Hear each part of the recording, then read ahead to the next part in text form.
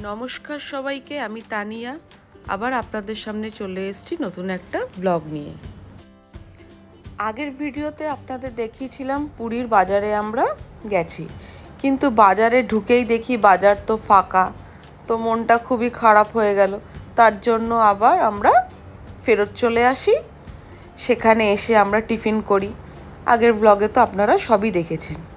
কিছুক্ষণ যাওয়ার পরে আবার আমরা বাজারে ঢুকি। তা মোটামুটি 10টা বাজে তখন। সেই সময় বাজারে ঢুকে দেখি যে বাজার বসে গেছে। তো চিকেনের দোকানটা দেখলাম, কারণ রাত্রের জন্য চিকেনটা কিনতে হবে, কিন্তু দেখলাম যে চিকেনের দোকান ফাঁকা আছে, আগে মাছটা বাজার করে নিই। তাই মাছের বাজারের দিকে আমরা গেলাম।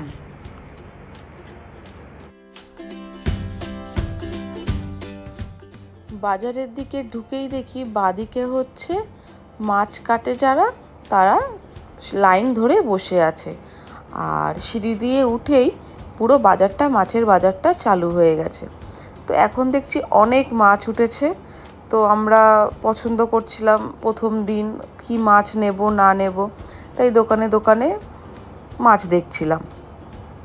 তারপরে কিছুক্ষণ পর দেখলাম যে ওই দিকেও আরও অনেক মাছ আছে। তো আমরা আবার ওই দিকটাতে গেলাম মাছ দেখার জন্য। কাতলা নিও না দাদা। চিংড়ি কত করে? চিংড়ি কত করে? 150 মানে এটা 400। আচ্ছা, এই মাম এটা একটু কম করে দাও। 400। আর এটা কত বললে?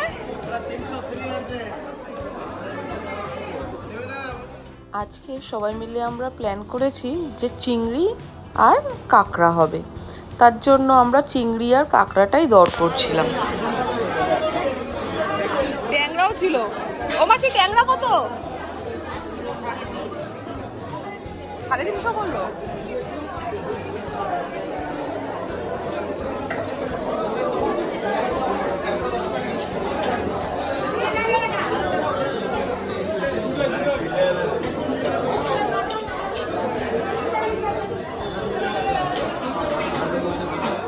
চিংড়ি মাছগুলো সদ্য যেন তুলে নিয়ে এসছে মনে হচ্ছে দেখে, পুরো জ্যান্ত।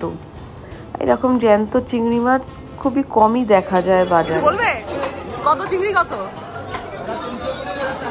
350 করে দাও। ওটা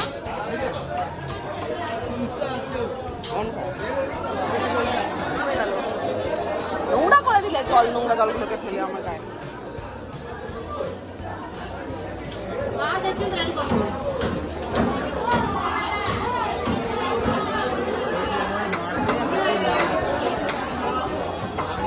দাঁড়া না, নড়ছে এরা।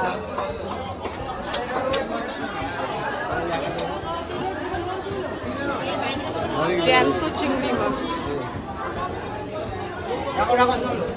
মোটামুটি আমাদের বাজার করা কমপ্লিট হয়ে গেল। আমরা কাঁকড়া আর চিংড়ি মাছ নিয়েছি, আর এখানে এই মাসিটার কাছে আমরা ছাড়াতেও দিয়ে দিয়েছি।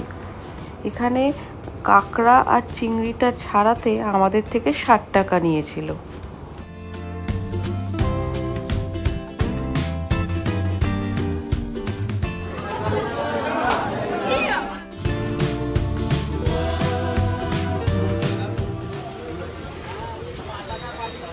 টমেটোটা মাপো। টমেটোটা মাপো।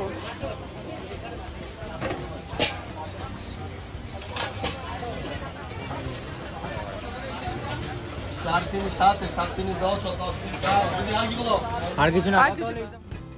আমি লাস্ট ভিডিওটা বাজার অবধি করেছিলাম, তারপরে আর ভিডিও করার সুযোগ হয়ে ওঠেনি। একবারে আমরা চলে গেছি সন্ধেবেলায়।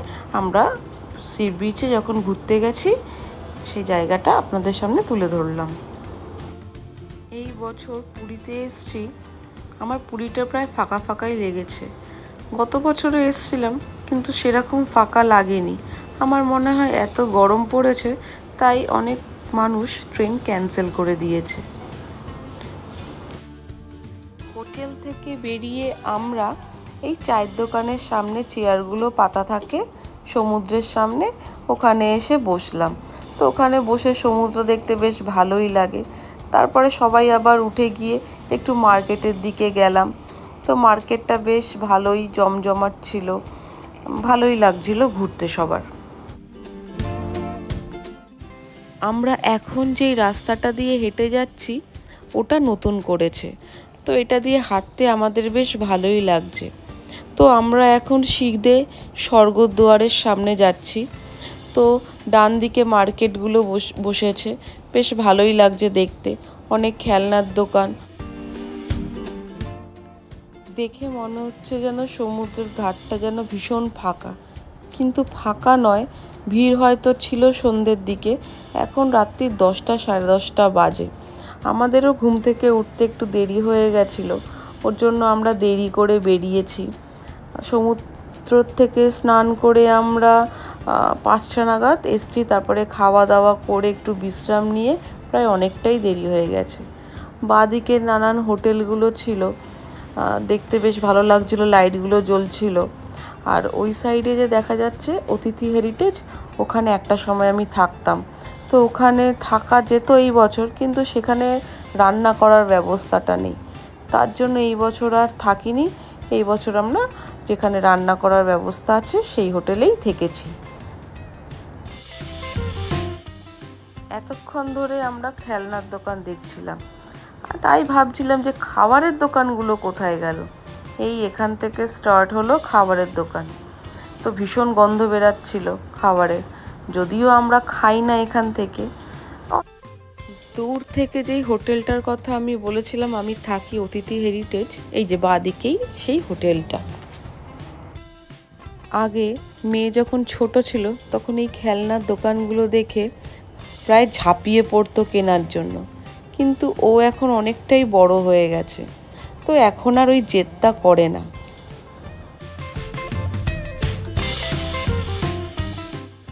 আমার ভিডিওটা আমি এখানেই শেষ করলাম। ভালো থাকবেন, সুস্থ থাকবেন, আবার কালকে কোনো ভিডিও নিয়ে আপনাদের সামনে হাজির হব। Good night.